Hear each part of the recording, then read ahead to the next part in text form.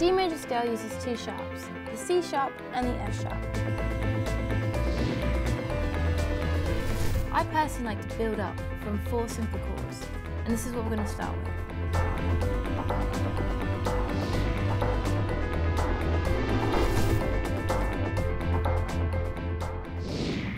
I'm Laura Saggers, and I'm the piano professor for Professor.com, and this is Piano in Advanced. There's not a lot I'm going to be able to teach you through the camera on Advanced, because I have to kind of be there one-to-one. And if you're at the advanced stage, you're probably not looking for lessons, you're just looking for helpful tips and hints on how to improve your playing. So I've thought up a few things to do. I'm going to introduce you to some modern day composers and how to take a really easy piece and make it sound amazing. I also would like to introduce improvisation. I've watched loads and loads of videos on how to improvise and no one really goes into great detail about it. I personally like to build up from 4 simple chords, and this is what we're going to start with. I'm going to start in C sharp major. The reason I want to start in this key is because it sounds really sweet, and I've always liked playing sort of soft and easy to listen to pieces.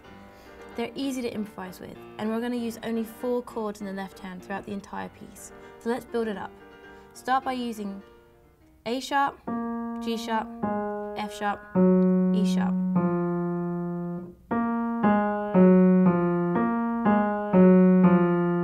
That's all you're going to do throughout the whole of this piece. Now let's build up on the octaves. So add the octave with the left hands. Once again. That's all you're going to do. I know it sounds ridiculous, that's so simple for a piece, but you'll see how much it builds up and how good it can sound. Right.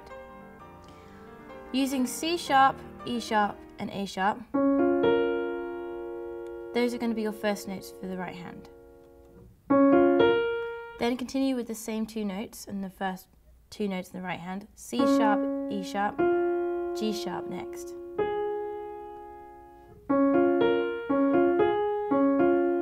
That's going to be your 3rd note. So this is the chord,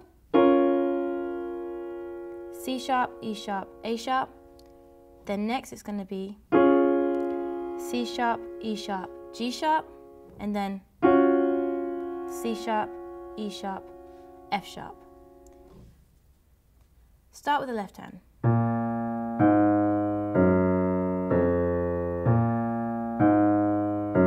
Add in the right hand chords.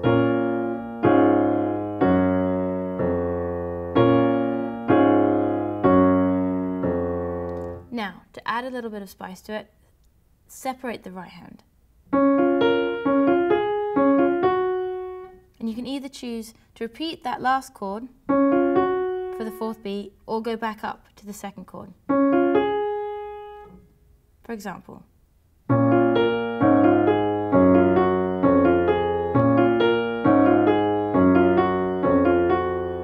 Now add in the octaves and see how much difference it makes.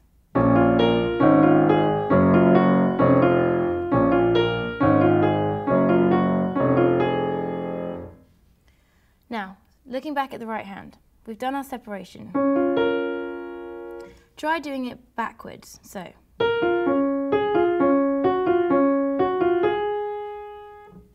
And again, backwards on the chords this time.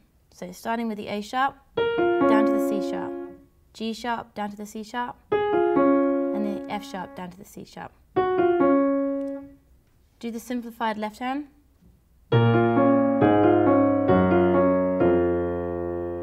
Add in the octaves. Start from the beginning. Best thing is to do is try and mix it up. You want to always stick with 4s, so always have as your basis. If you always think in 4s, this is my personal opinion, then you're probably going to be okay. You start mixing up with 2s and 3s on the beats, it's not going to work. Always try and do everything in a cycle of 4. So if you want to change things around, wait until you've had your first 4. So, see what I do when I'm going to swap things around.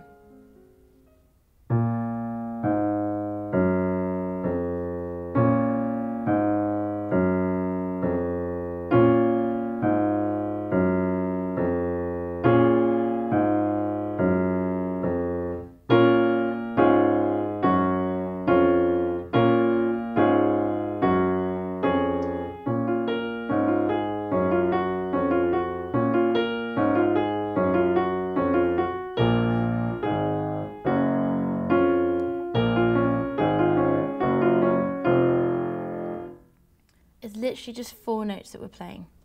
And using the C sharp major scale. Now I want you to use the C sharp major scale and improvise.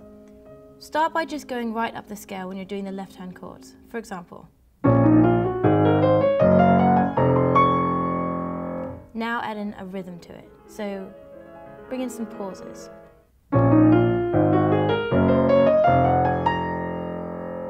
It's basically up to you. You can do whatever you like. That's what improvising is. Add in the pedal and it sounds amazing.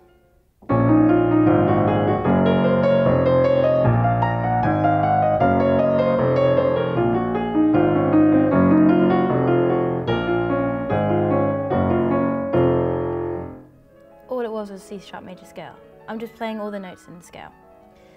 What you want to do is to try and make it so the person who's listening has something new to listen to each time. But having said that, if you change it all the time, they're going to get confused. So you kind of want to bring in almost like a piano chorus to it. Let's use this as a piano chorus. Okay, so try and go back to that maybe every 4 turns or something. So you can do your improvisation, but then always come back to the chorus. Also, when you're doing your improvisation on the scale, you don't have to just go straight up and down. You can jump from scale to scale. So we can go up here with the C sharp, and then jump straight back down here.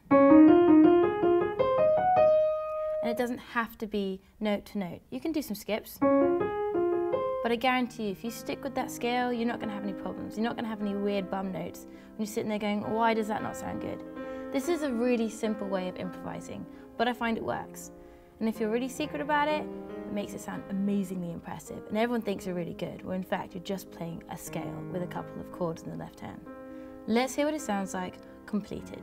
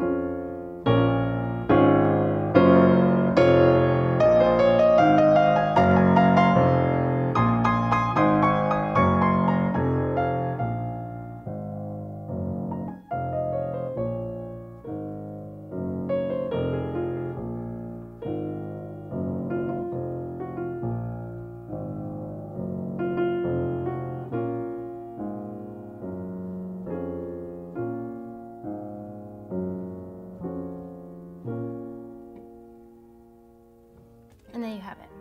You're more than welcome to play around with dynamics. Crescendos, diminuendos, bring some staccato, some legato, do whatever you want.